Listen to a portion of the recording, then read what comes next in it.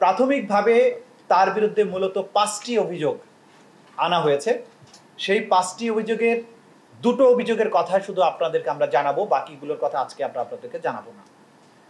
প্রথম অভিযোগটা হচ্ছে যে তিনি এই মানবতা বিরোধী অপরাধ সংগঠনের উস্কানি দিয়েছিলেন, প্ররোচনা দিয়েছিলেন ১৪ই জুলাই তারিখে সংবাদ সম্মেলনের মাধ্যমে আন্দোলনরত শিক্ষার্থীদেরকে রাজাকারের বাচ্চা, রাজাকারের নাতিপুতি, রাজাকার এইসব বলেছিলেন এবং বলার মাধ্যমে তাদের বিরুদ্ধে যে মানবতা বিরোধী অপরাধ, তাদের বিরুদ্ধে রাষ্ট্রীয় বাহিনীগুলোকে, আইন শৃঙ্খলা রক্ষাকারী বাহিনী এবং বিভিন্ন বাহিনী, গোয়েন্দা সংস্থা, তাদেরকে লেলিয়ে দেওয়া হয়েছিল এবং লেলিয়ে দেওয়ার পাশাপাশি আওয়ামী লীগ, যুবলীগ এবং ছাত্রলীগ তারা সহযোগী বাহিনী অর্থাৎ অক্সিলিয়ারি ফোর্স হিসাবে একইভাবে সমস্ত রাষ্ট্রীয় বাহিনীগুলোর পাশাপাশি অস্ত্রশস্ত্র নিয়ে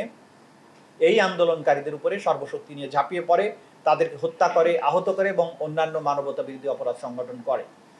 এই উস্কানির দায়ে এই শেখ হাসিনার বিরুদ্ধে প্ররোচনা বা অ্যাবেটমেন্ট, উস্কানি বা ইনসাইটমেন্ট, কমপ্লিসিটি অর্থাৎ সম্পৃক্ততা, ফ্যাসিলিটেশন এবং কনস্পিরেসি